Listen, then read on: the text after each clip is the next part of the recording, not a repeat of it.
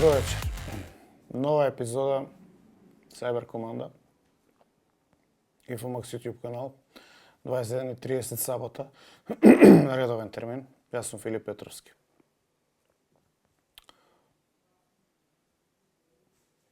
Нова недела, нови ненастани, нови нелуѓе, нови провокации, ама власта си тера како ништо да не се случува. За мене е многу нечовечки што она што се случи во Кочани како да не се случи. Го имате ли тоа чувство?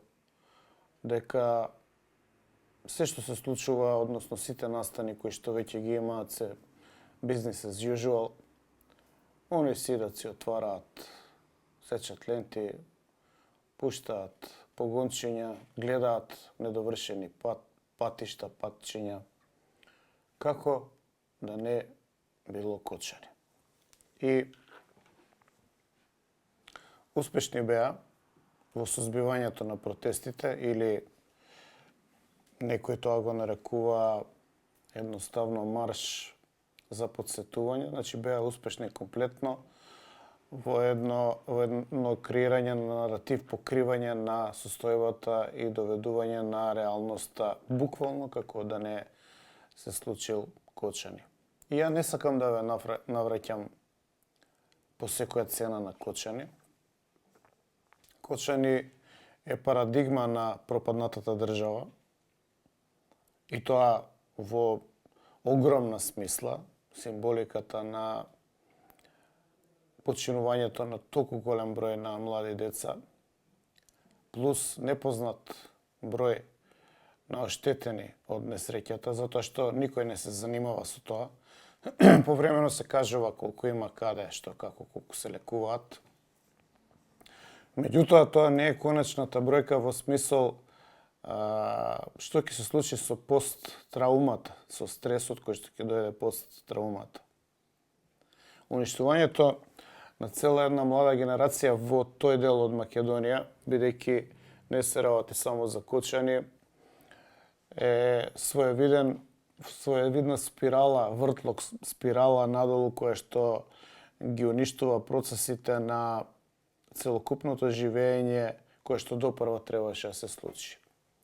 Ниедно од тие деца нема да основа фамилија, ниедно од тие деца нема да има пород. Ниедна од тие фамилии тешко дека ќе го надмине тоа или дека ќе продолжи со нормален живот. Тоа е во крајна линија како губиток за семејствата и директен проблем во семејствата, директно уништување на тие семејства, така и проблем за градот, но и проблем за целиот регион и за Македонија. Не постои дискусија за тоа колку посттраумата од ова што се случи ќе ги мотивира или ќе ги стимулира дополнително, ако претходно не биле определени младите луѓе да се иселуваат од тој град пошироко од регионот и генерално од цела Македонија. Значи, у комбинација со се она што го имавме пред Кочани и се она што го имаме после Кочани, ние гледаме дека само може да се забрзаат дезинтегративните процеси, дека нема добра перспектива ако не си во владеачката гарнитура и дека едноставно ти си бројка која што е битно додека траја деновите на жалост или си бројка од другата страна која што треба да се сузбие, да и се прикачи државата, да ја гони за спротивставување, за протести, да те етикетираат како соросоид или не знам како. Значи, бројка која што едноставно само треба да се менаџира. Според мене, државата прави голема грешка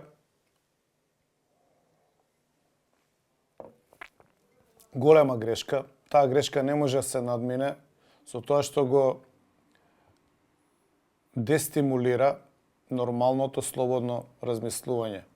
прави голема грешка што создава послушници и корисни идиоти. Отпорот кој што го задушува со сила на принудниот апарат на државата и со етикетирање и пропаганда не исчезнува. Тој може само да се стиши, може само повремено да нема ерупции.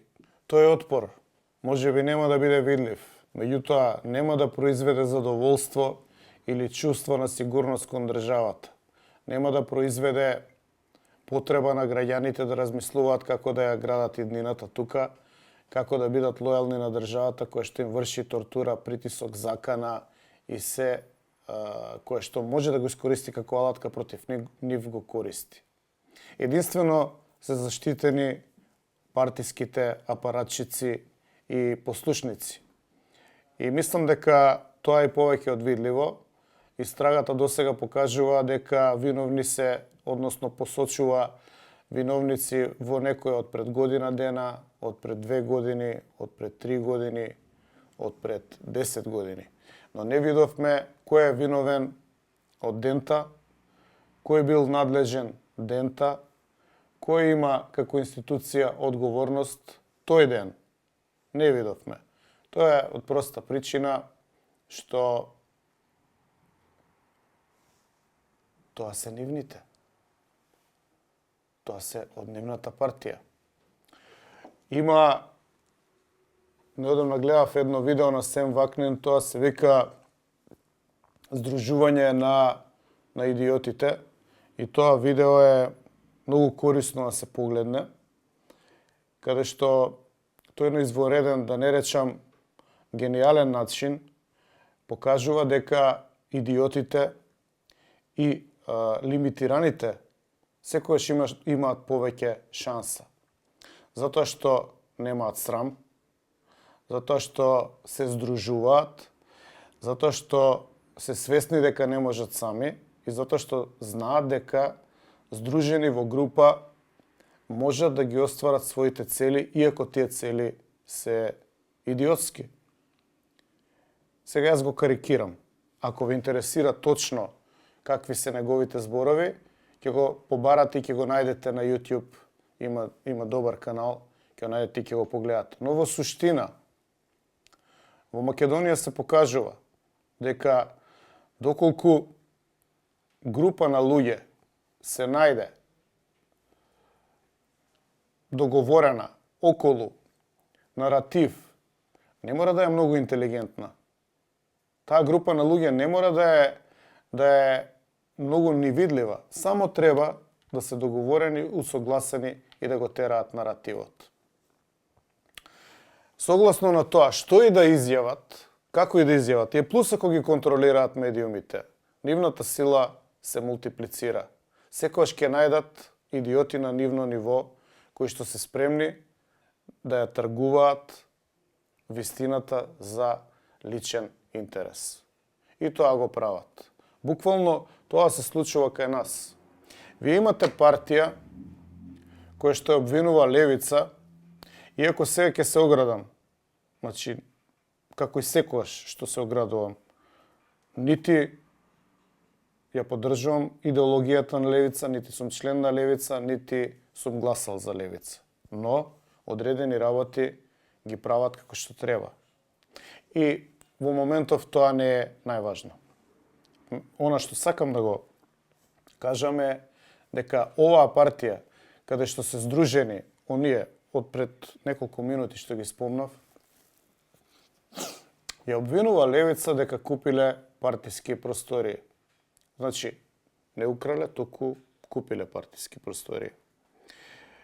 И, окей, ако има криминал, треба да се истражи, ако постои криминал, треба да се процесуира. Меѓутоа, тоа би било логично ако говориме од позиција на партија која што нема партиски простори, која што ги рента или која што собира донации по 100, по 200 денара од своите членови, или партија која што е чиста. Ако ќе те нападне партија за партиски простори, партија која што има најскапи партиски простори и најголем имот, како што некои велат во цела Европа, сите знаеме дека немаат партиско седиште, туку дека имаат палата. Да, и палата се вика, Татарчев. Палата. Значи, самиот назив е палата. Не е куќа, не е пансион, не е барака, туку е палата. Палатата Христо Татарчев, која што на колку? На 10 спраата.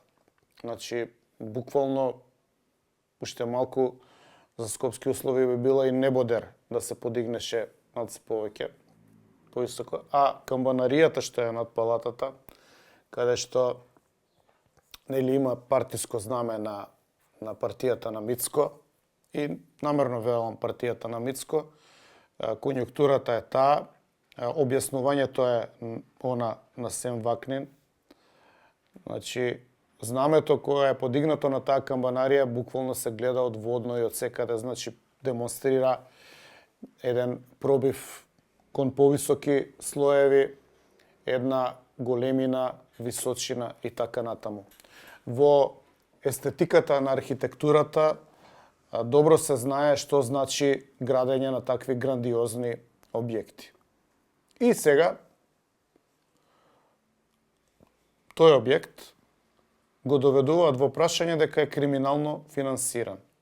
Значи, постојат не знам колку илјади уплатници, од не знам колку илјади фиктивни уплати во банки, во многу кратко време, кои што се уплатени од не знам колку стотици членови на таа партијата на Мицковски.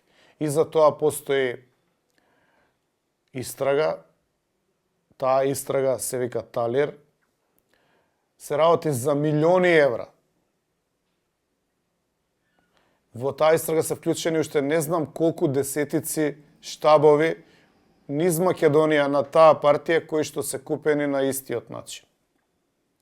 И сега вие имате таква една структура која што искача на пресконференции и прашува за подрумот на левица. Тоа е вреѓање на здравиот резон. Тоа е покажување дека заговорот на идиотите, на медиокритетите, кој што е пред ваши очи, е функционален затоа што они сметаат дека може и остатокот од луѓето да го третираат на истиот начин.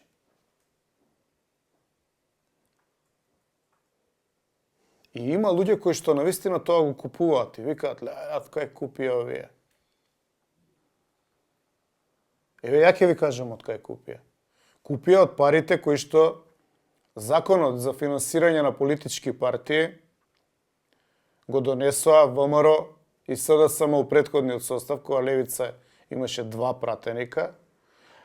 Закон кој што е донесен во време кога они као божем се скарани, ама за тој закон, за законот за Државна изборна комисија, како и за одлуките за зголемување на 78% на пратеничките, односно функционерските плати, како и за промената на кривичниот закон за да не се гонат нивните криминали, односно да застаруваат побрзо, тие скарани, неразбрани, на нож од сите страни спротивставени, седна и се договорија.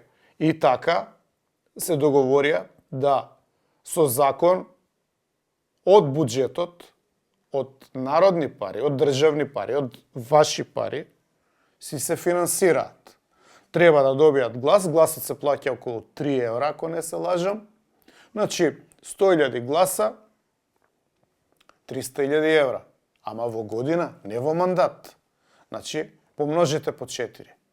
Од прилика, мојата пресметка е дека сите вие што сте гласале за одредена партија, според законот на овие зосторнички здруженија, затоа што сте гласале за нив, во наредните 4 години ќе им платите преку државниот буџет од вашите даноци кои купувате од Тинекс, у Веро, у Кам, у Стокомак, бензин, што ви го зимаат тоа ДДВ, што иде у буџетот, од тие ваши пари, затоа што сте гласале за одредена партија, ќе и платите плюс 720 денари, за да може таа партија да функционира.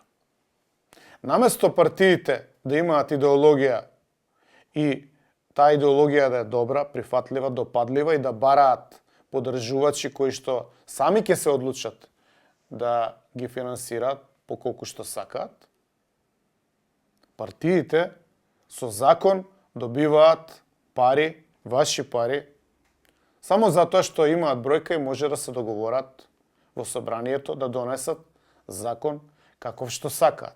И донесоа закони какви што сакаат. Да си ги зголемат платите за 78%, односно да имаат 2500 евра, 3000 евра и нагоре плати. Да застаруваат нивните кривични дела за многу побрз, пократок период. Па така, партија која што е 2 мандати на власт, во принцип, кривичните дела направени во првите 2 години од 2 мандати, додека да паднат и ќе застарат и нема никогаш ни да се третираат. Што мислите дека не им е испланирано све? Што мислите дека кога прават криминал на ваков начин пред ваши очи, кога префрлуваат милиарди денари на приватни фирми кои што се во роднински и блиски пријателски врски со високи државни функционери, дека они не знаат дека тоа е криминал, знаат, ама исто така знаат и дека тој криминал нема да се гони, ќе застари. Па во оваа држава, побогу, 2 години вреди живот. 3 години вредат украдени 150 кебапчиња, а 4 години од животот вреди скубењето на коса на Шекеринска. Значи, точно знаат што прават кога носат закони. И они не носат закони во ваш интерес. Они носат закони во нивен интерес. А тоа е тој нивен интерес. Да се заштитат себе од прогон, да го покријат криминалот, секогаш кога треба да се договорат и никој од нив никогаш да не настрада. И затоа, свесни дека алатките се во нивни раце, принуда, закана и притисок од државата, плюс заперење на мозок со купени медиуми, они многу лесно може да ви продават приказка дека подромските или не знам какви простории на левица се главниот проблем во државата. И да, за медиокритетите од комитетите, тоа и на вистина е најголем проблем. Па што све не видовме за нив, за таа партија, по тој повод. Од партијата која што го има можеби најголемиот имот во Европа, најголемото партиско седиште можеби и во цел свет, и истото тоа под истрага во овој момент. Но тоа не е битно за медиокритетите во комитетите. И истата таа партија му приговара на Филипче, и пак ќе се оградам, таму па у ниеден контекст не можете никако да ме сместите никогаш, оти моето политичко кредо е антикомуњарско. Од секогаш и за секогаш. Му приговараат на Филипче дека бил единствен кандидат на листата, па вадат ливчиња, па прават мемиња, па додаваат, измислуваат кандидати. Не знам никако. Како се викаше Филипче? Презимето како му е? Презимето му е Филипче. А, да. Венко. Ете, гледате, не знам ни како се вика човеков. Нити пак ме интересира. Па му додаваат под број 2 Венко, па под број 1 Филипче. И све тоа окей, да вие имате од друга страна демократска структура која што дозволува демократски избор. Добро ве, како да ве наречам? Ајде да не ве врејам. Па колку кандидати има на конгресите на Мицко, на приватните конгреси на Мицко? Имало ли некад два кандидати? Немало никад. Па што е различен Мицко од Филипче, кој што се викал Венко? Фала Богу, дознав и ја како се вика. Што е различно? Но секоја чест на Сем Вакнин. Ова здружувањето, како го објасни здружувањето на идиотите, со кое што они на нивното ниво на расудување добиваат системска предност, е буквално ова што го гледаме во функционирањето на ова наша пропадната држава. Неверојатно. Човекот направи скен на нашето општество. Иако неговиот скен не е воопшто ексклузивно за нашето општество, туку е објаснување на психологијата на функционирањето на лимитирано ограничените и интелектуално ограничените поединци кои што имаат секојаш повеќе шанси. Гледате како тоа делува како абсурд, дека ограничените и поглупите и медиокритетите имаат повеќе шанси. Па ќе видите таму дека ограничените и поглупите и медиокритетите имаат многу помалку чувство на срам, чувство на одговорност, похрабри се. Да, похрабри се. Свика, јас сега ќе го скршам законот, ќе украдам. Здружен сум, никој ништо не ми може. Неверојатно. Неверојатно, диагнозата, анализата, скенирањето на здружувањето на медиокритетите и идиотите, немам видено подобро објаснување досега во животот, а аплицирано на нашето мочуриште, на нашата бара. И кој ќе ги погледнете низ таа призма, низ тој објектив работите, кој ќе видите дека они се храбри, они храбро го напаѓаат подрумот на Пасиев. Од 22-тиот спрат на палатата Христо Татарчев. Они храбро го напаѓаат изборот на Филипче како еден кандидат, а они се следбеници на еден кандидат. Исто така мора да се додаде дека не само што немаат чувство на одговорност, туку немаат ни чувство на срам. И имаат едно лажно самозадоволство на успешност, да го кажам на поинаков начин тоа. Не е тоа лажно, тоа е оправдано чувство на задоволство, бидејќи да, таквите здруженија на медиокритети владеат со ова пропаднато општество. Излезете, погледате, разгледате лево-десно, погледнете низ критички визир што ви се сервира и ќе видите дека навистина е така. И затоа направив една дистанца да не биде дека медиокритетите од мене се бранат со тоа што замената на тези е ете на него не му се свиди, еве он ништо не доби, ете он ваков, он онаков. Анализата е на Сем Вакнин, не е моја. И не е за Македонија, се извинувам, не е за Северна. Туку е општо анализа на луѓето со ограничени, лимитирани или медиокритетни вредности и способности, кои што имаат многу големи предности кога ќе се здружат. Тоа го гледаме на дело. И назначувањето на Бунтур, немојте мислите дека е случајно. Токму се вклопува во општото милје на заверата на медиокритетите. Како? Погледajte ги неговите твитови. Ама успешно, затоа што никој од вас веќе не разговара за Кочани, не разговара за пропаднатата држава, заборави на жртвите, заборави на системските пропусти и не се ни прашува кои се тие што се заштитени заради тоа што припаѓаат на здруженијата на медиокритетите или идиотите. Тоа е нашата реалност.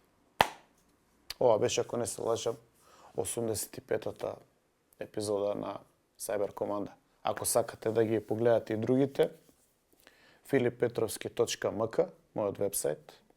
На мојот вебсайт ги имате во посебни постови, во плейлисти на мојот YouTube канал, средени, во една плейлиста Тешки муабети со Мечка и Мичо, во друга Cyber Команда. Имам и некои други плейлисти, ако ве интересираат. Ова го правам единствено за да можам и јас да се сеќавам низ каква голгота сме поминале од овие идиоти кои што нас не сметаат и третираат како идиоти. Никош не заборавајте. За се што ни се случува, виновни сме ние самите.